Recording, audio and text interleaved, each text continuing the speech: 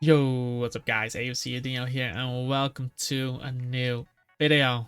In this video guys, I want to talk about the changes, the PvP changes. It's not necessarily PvP, but this is affecting PvP. The changes the developer launched last night in season 12. For example, they changed the movesets. They updated the movesets to Gen 9. This basically means that Pokemon can learn the moves they can learn in Pokemon Scarlet and Violet in Gen 9, but those moves have to be available in Pokemon Black and White. So, for example, Clefable in Gen 9 has Moonblast, for example. Well, the Moonblast doesn't exist in Pokemon Black and White, therefore it cannot learn Moonblast. However, for example, Hydreigon. Normally in Black and White he doesn't get Stealth Rock. However, in Gen 9 it learns Stealth Rock. So before this update, Hydreigon couldn't learn Stealth Rock. But now that the movesets have been updated, he should be able to learn Stealth Rock. I haven't checked all of them. Yeah. So Hydreigon gets Stealth Rock now. So those are basically what they've changed. So I wanna take a look with you guys on these changes. So let's go right to this page. I don't really care about these updates. I guess the expansion of the PC slots from 10 to 14 is cool. I don't have 10 boxes full of PvP mods, so it's not necessary for me yet, but eventually. And here are the Gen 9 move updates. I will take a look at in a second, but first I want to go to these changes. So Snowscape has replaced Hail. Snowscape is basically a move equivalent to Hail, but it has a different effect now. Instead of doing 6.5% damage every turn, just like Sandstorm, it has a different effect. Its effect is Snow is a battle effect which increases an ice type's defense by 50% for the duration of the snowstorm. Snow lasts for 5 turns or 8 turns if it is extended by the item Icy Rock. And yeah, I don't think this change does change too much, because the thing is, if you I think it's still the worst weather typing, just because first of all, I assume Snow Warning has this effect as well now. So things like Vanillux, Vanillite, Abomasnow, it will become Snow instead of Hail. However, Ice types don't really take much advantage of this, and we are still lacking the move Auroraville, which is not available in Gen 5. So yeah, Ice types, the Hell weather, the Snow weather has become a bit better, but it's still the worst weather team. And I don't think it's gonna change too much. It's not gonna you're not gonna get suddenly rank 1 with this with this playstyle, I think. Maybe we can do it. I don't know. Anyway, Ally Switch, don't really care about it. It's more for doubles. The late secondary ability is now Sharpness, which is cool. Sharpness boosts the power of slicing moves by 50%. Moves which are boosted by this ability are noted in their tooltip description. So, for example, Psycho Cut is a slicing move. It gets boosted by 50%. So that's basically adding a free choice band there, which can be cool. And Protein now only activates once per switch out. Oh no, no, they did our boy Kecleon dirty, guys. Kecleon unfortunately has been nerfed now. For now, this doesn't matter. TM additions doesn't really matter. It matters in learning the moves, but it's not. The moves are still there. So yeah, balancing. Oh, actually balancing the protect thing. So yeah, people. At least they nerfed it 3 times protect bullshit. And actually, 11.1 is less than 1/8. 1/8 is 12.5%. So they did nerf protect a bit, which is cool because I don't feel like people should get easy double protects. Yeah, no, all this doesn't matter. So let's go to the movesets, guys. So yeah, I'm gonna scroll down for him. I don't really care about this much. Okay, guys, I'm actually gonna redo this part because originally I went over every scanned through everything, but I just wrote down the most notable additions I saw. If you guys think any are missing, leave them in the comments down below, and we'll read them. But yeah, these are the most notable additions I saw. So first off, we have Golduck, Nasty Plot, and Grass Knob. Can be interesting because Golduck has the swim ability. It can be a decent range sweeper, and if it can set up a Nasty Plot, as I believe it gets Hydro Pump, it gets Surf, it has access to Psychic, and it has access to Grass Knot to hit water types. Can be decent. Dragonite gets Encore in his moveset, which means he can Encore an opposing Pokemon on stuff like Torch Dance, Roost, Stealth Rock, Recover, those kind of moves, and basically set up on them once he Encored them. So that can be cool. Quagsire, big one. It actually has access to Stealth Rock now. Because the issue with Quagsire in the past was unaware ability is good, and it does well in walling stuff like Dragonite and Scizor with Sword Sense and Dragon Dance. However, the issue is if you put Quagsire on your team, usually your ground type is going to be your Stealth Rocker as well, or your Hazard Setter. Think about the opponents, Gliscor, Garchomp, those kind of Pokemon. They are usually your Stealth Rocker, and Quagsire didn't have access to this move before, so that meant that you had to put another. Usually, Quagsire is also played on stall, so you had to put another Pokemon with the move Stealth Rock, and usually it became awkward with team building. However, now Quagsire can do it, so this is definitely a buff to stall. And now he actually has access to all 3 forms of entry hazards, which is kind of crazy. And we have Blissey. I saw it got Trick. I didn't have Trick before.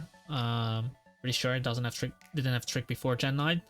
But this can be pretty cool because a few things. One of the most annoying things when playing Blissey is if you're faced like an opponent with a Rotom, for example, and they click Volt Switch on you.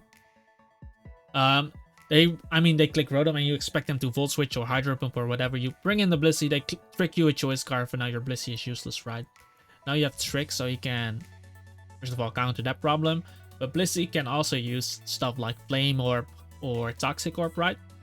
And then trick it to the opponent. If Blissey gets burned or poisoned, we can just, once we tricked our item, we cannot be burned or poisoned again, and we can just activate our natural cure by switching out. And then your opponent has a useless item, and if for some reason your opponent tries to trick something on you, you just trick it away again. So that can be pretty decent for Blissey. And then we have Breloom. A lot of moveset additions. I didn't include Bulldoze. Bulldoze is in his Gen 9 moveset, but there isn't much you need to hit with Bulldoze. But yeah, he gets Gunk Shot and Aerial Ace, which is cool. Aerial Ace, because it is boosted by his Technician ability, so instead of 60, it becomes 90 base power. It also has access to Zen Headbutt. Basically, with these two, Aerial Ace and Zen Headbutt, you're trying to hit Among Us, trying to hit Conkeldurr and stuff. Zen Headbutt does hit Weezing. I don't see Weezing too much. So Aerial Ace can be better for the power. Aerial Ace also doesn't miss. Zen Headbutt can miss. Think about that. But lastly, we have Close Combat, which is actually insane that Breloom gets that move, because if you put a Choice Band on Breloom, it's gonna do its KO Skarmory without Stealth Rock, which is insane. You need an Adamant Nature, of course. With a Life Orb and Sword Stance, you can also want to KO Skarmory after Stealth Rock damage. Skarmory is usually a good benchmark to know how strong a Pokemon is, but yeah, having that on Breloom, kind of crazy. If you guys remember my team with the Force Palm Breloom, now it has Close Combat. Kind of crazy. That's huge. Definitely makes me want to play Breloom. Then we have Sableye. I included Sableye because it gets reflect and light screen, which I'm pretty sure he didn't get before. Meaning Sableye can actually be really good on hyper offense, even though it's usually a stall Pokemon. It can be really good on hyper offense. Because think about it. It gets priority screens, so it usually gets up reflect and light screens before your opponent can do anything. And if you set up a reflect against a physical Pokemon, you usually live his attack. If you do a light screens against a special offensive Pokemon, you live his attack, and then you can set up a reflect afterwards. You can taunt to prevent your opponent from defogging. And Sableye is a ghost type, so he blocks rapid spin. So even though it might sound strange, I've never seen it on hyper offense though, but it can definitely be a good option for hyper offense. And then we have Medicham. Huge, guys. Huge. Close combat, guys. That's crazy. But the Medicham gets close combat. Because his attack stat is really high. Because he has the Pure Power ability, which gives him a free sword stance. If you put a Choice Band or a Life Orb on him, that thing is gonna hit insanely hard. And it doesn't have to rely on high jump kick anymore. So you don't have to fear... you don't have the fear of missing. And you just click close combat. It can even on a choice scarf set, it can still be really good. Or close combat is still gonna hit really hard. I noted on Staraptor with acrobatics because he didn't get it before, but I don't think acrobatics is gonna change anything for Staraptor, because if you're in acrobatics, you get off one powerful move, and then it's not as strong because it doesn't get the boost from Reckless. So I'm pretty sure you still want to run Brave Bird on Staraptor, and you still want to run Double Edge.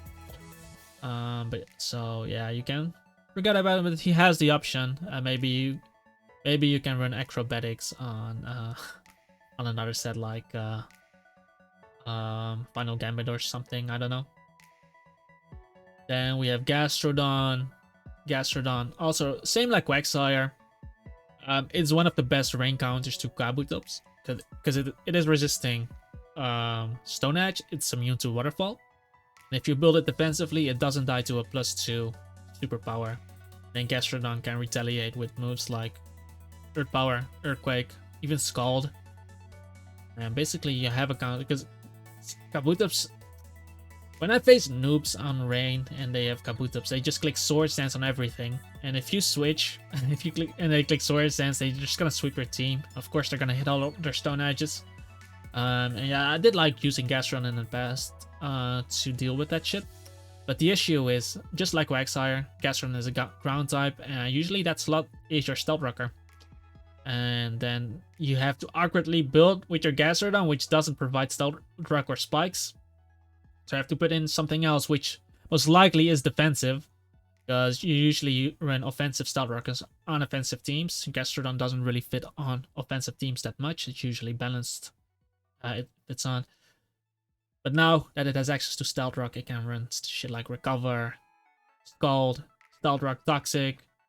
Or you can even fit Earth Power there instead of Toxic, or remove Scald and put Earth Power there. You can do all sorts of shit. However, it has the option Stealth Rock now, which is really helpful. Then we have Garchomp with Spikes. Garchomp is probably one of the best dual hazard Pokemon in the game because of his pressure to get them reliably up.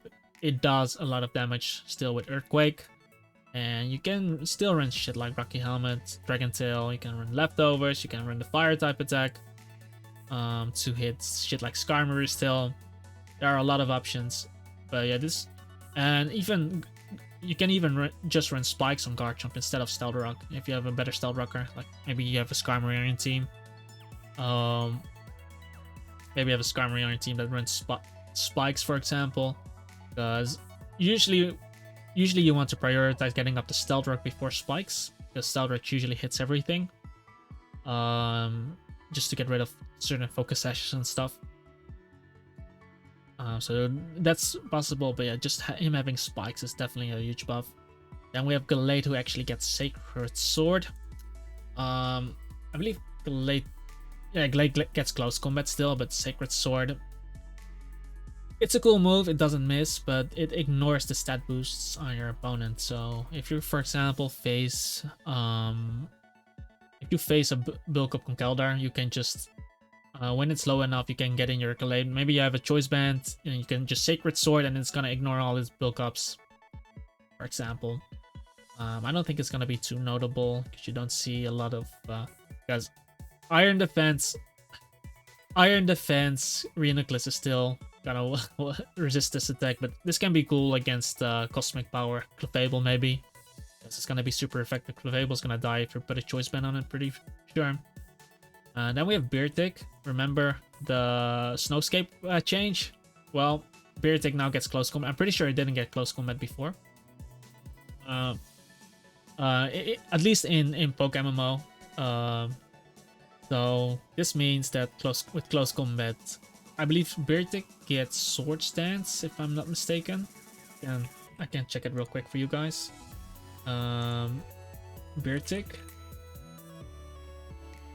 Yeah, it gets Sword Stance, so Sword Stance, and then you have close combat. So now Rotom is not even a really good counter. It's still really good though. It's still good, and if I put a Calcon there, right, and we have Beartic, whatever, and we have a Rotom Wash, right? Physically defensive. Let's assume max HP, max defense. Let's put this at level 50 because that's the PokeMMO level. Close combat. Look at this, Adamant +2 with Stealth Rock up, guys. 87.5% chance to knock out the Rotom. That's just crazy. So Beartic, I don't think it's gonna be meta defining. I don't think it's gonna be meta defining at all. But yeah, having close combat on him is a huge buff, and yeah, it has the Slush Rush ability, which raises the user's speed in the snow by double, so it gets double speed.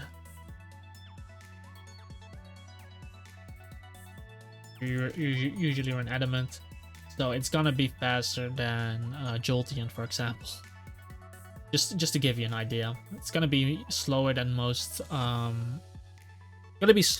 Joe Scarf users though, but still though, it's faster than Jolteon. Give you a benchmark. But yeah, close combat, huge buff. Then we have Hydreigon, which got Stealth Rock, like I mentioned in the beginning. Definitely want to try this set out though on Hydreigon, because you get up Stealth Rock and think about the most notable defoggers. Rotom is one of the most common defoggers. You taunt him. Golbat can be a defogger. You taunt him. Gliscor can be a defogger. You taunt him too. So it's a really reliable way of keeping up Stealth Rock. And then you still have a lot of damage with your Dragon Pulse, of course, because only Steel types will resist that attack. So yeah, definitely a huge buff to Hydreigon. So the reason I wanted to do it this way and not go over the changelog like this, I originally did that, but that took way too long. But yeah, guys, gonna be it for this video. If I forgot any notable change, leave them down in the comments below, and I'll read them. Can be interesting for other viewers to see. And oh, I actually forgot one moveset, guys.